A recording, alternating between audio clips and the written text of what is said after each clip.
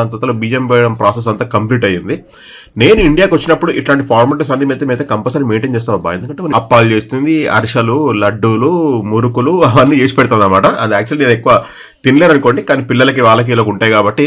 Fortunately మన subscriber అవుతాను మనకి విఐపి పాస్ ఒకటి ప్రొవైడ్ చేయడం వల్ల, అంటే విఐపి రికమెండేషన్ లెటర్ ఒకటి ప్రొవైడ్ చేయడం వల్ల ఏమైపోయిందంటే మనకి వాళ్ళకి ఒక లిస్ట్ ఉంటుంది అనమాట.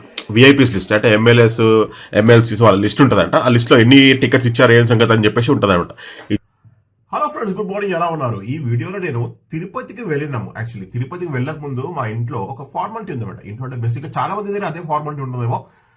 ప్రతి 5 సంవత్సరాలు ఒకసారి ఒడి బియ్యం అనేది పోస్తారన్నమాట తెలంగాణ దాంట్లో. నాకు తెలిసిన ఆంధ్ర దాంట్లో కూడా పోస్తుంటే డెఫినెట్లీ కమెంట్లో మాత్రం ఫస్ట్ షూర్గా పోస్ట్ చేయండి. లెట్స్ స్టార్ట్ వీడియో స్టార్ట్ చేసే ముందు యాజ్ యూజువల్గా మళ్ళీ ఒక రిక్వెస్ట్ అండి, లైక్ ఫర్ షూర్గా కొట్టండి. ఇన్ కేస్ మన ఛానల్ సబ్స్క్రైబ్ చేయకుండా చూస్తే సబ్స్క్రైబ్ చేసుకోండి.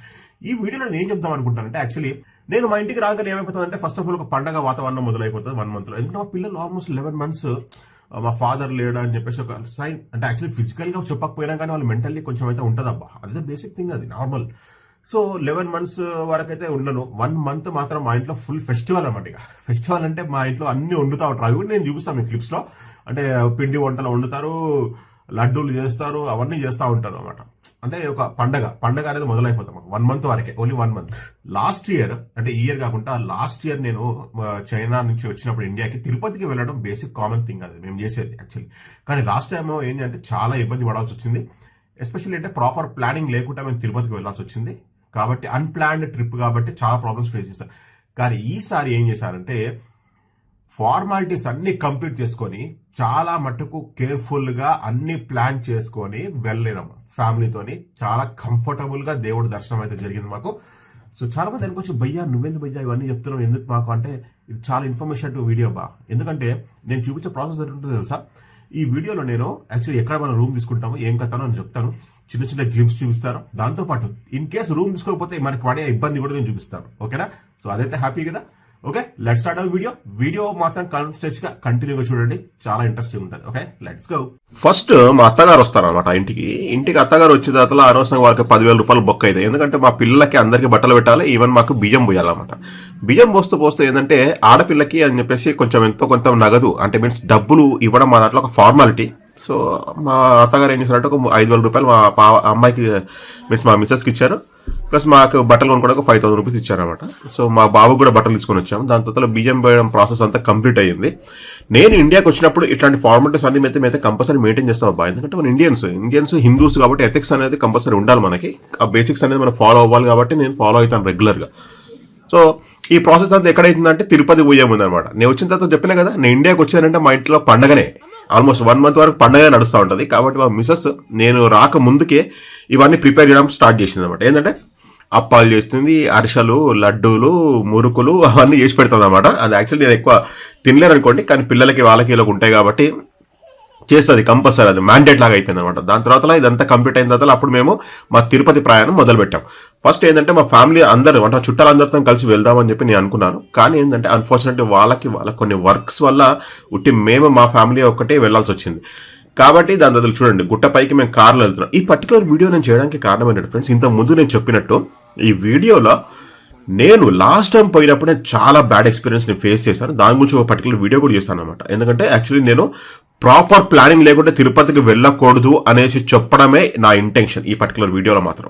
ఎస్పెషల్లీ ఏంటంటే ఫార్చునేట్లీ మన సబ్స్క్రైబర్ అవుతాను మనకి విఐపి పాస్ ఒకటి ప్రొవైడ్ చేయడం వల్ల, అంటే విఐపి రికమెండేషన్ లెటర్ ఒకటి ప్రొవైడ్ చేయడం వల్ల ఏమైపోయిందంటే మనకి అదృష్ట స్వాస్థం ప్రతి ఒక్కటి క్లియర్ కట్గా అన్ని క్లియర్ అయిపోయినట్టు. అంటే రూము కానీ దర్శనం కానీ అన్నీ అయిపోయినాయి ఈజీగా. ఎందుకంటే చిన్న పిల్లలతోని యాక్చువల్లీ ఏంటంటే పైన గుట్ట పైన చాలా చల్లగా ఉందండి. నేను వెళ్ళినప్పుడు యాక్చువల్లీ నేను పోయింది ఎప్పుడు ఫిబ్రవరిలో వెళ్ళాను నేను. కాబట్టి గుట్ట పైన చాలా చల్లగా ఉందన్నమాట క్లైమేట్లో. ఆ క్లైమేట్లో మనము బయట ఉండడం అంటే చాలా కష్టము. దాని తర్వాత నేను ఏం చేశానంటే అకామిడేషన్ లెటర్ తీసుకొని డైరెక్ట్గా ఈ సిఆర్ఓ ఆఫీస్ అనుకుంటాను కదా, పిఆర్ఓ ఆఫీస్ ఏమంటారు యాక్చువల్లీ దీన్ని, రిజర్వ్ అంటే రూమ్స్ అలాకేట్ చేసే ఆఫీస్ అనమాట ఇది. దీని లోడ్ పైన ప్రాసెస్ కూడా ఎట్లుంటుందో నేను చూపిస్తాను. చాలా ఇంట్రెస్టింగ్ ఉంటుంది. వీడియో మాత్రం ఆసక్తిగా చూడండి. లైక్ మాత్రం ఫస్ట్ షూలో కొట్టడం మర్చిపోకండి ఫ్రెండ్స్. జనాలు మాత్రం విపరీతంగా ఉన్నారు అక్కడ, బీభత్సంగా. నేను లాస్ట్ మీకు చూపించే క్లిప్పింగ్ కూడా చాలా ఇంట్రెస్టింగ్ ఉంటుంది. అది ఏంటంటే రూమ్ దొరకకపోతే మన కష్టాలు ఎట్లుంటాయని చూపిస్తుంది. దాని తర్వాత మనకి లెటర్ తీసుకున్న తర్వాత లోపలికి వచ్చేసామంట. మొత్తం విజిలెన్స్ అండ్ సెక్యూరిటీ అండర్లో, అంటే యాక్చువల్లీ ఎర్ర కోట్ వేసుకున్న అతను, sorry green colour yellow colour coat వేసుకున్న అతను విజిలెన్స్ అంట.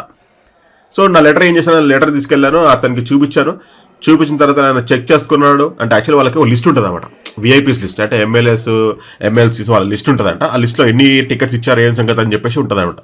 ఇది చూశారు కదా, స్పెషల్ అకామిడేషన్ విఐపీస్ గురించి స్పెషల్ అకామిడేషన్ రూమ్స్ గురించి ఇక్కడ ఇస్తారన్నమాట.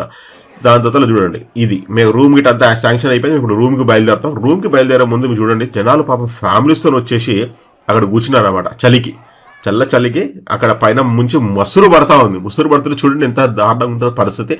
వీళ్ళకి ఏంటంటే మళ్ళీ రూమ్స్ దొరకవు, కాబట్టి వాళ్ళు ఏంటంటే కష్టపడి మళ్ళీ కిందికే వెళ్ళిపోవాల్సి వస్తుంది అనమాట. ఇదబ్బా నాకు చెప్పిన నా పర్సనల్ ఎక్స్పీరియన్స్.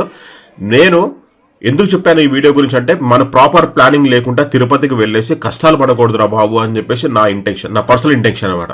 ఓకేనా, రిపీటెడ్గా అదే చెప్తా ఉన్నాను మళ్ళీ. ఓకే ఫ్రెండ్స్, చూసారు కదా వీడియో, మీకు ఎలా అనిపించింది? మీకు కనుక మన వీడియోలు కనుక నచ్చినట్లయితే ఒక లైక్ మాత్రం ఫస్ట్ షురుగా కొట్టండి భయ్యా. మీ ఫ్రెండ్స్కి మన వీడియో షేర్ చేసి మన ఛానల్ మాత్రం సపోర్ట్ చేయాలని చెప్పి నేను మనస్ఫూర్తిగా కోరుకుంటున్నాను. ఓకే అండి, by have a nice day, జై హింద్.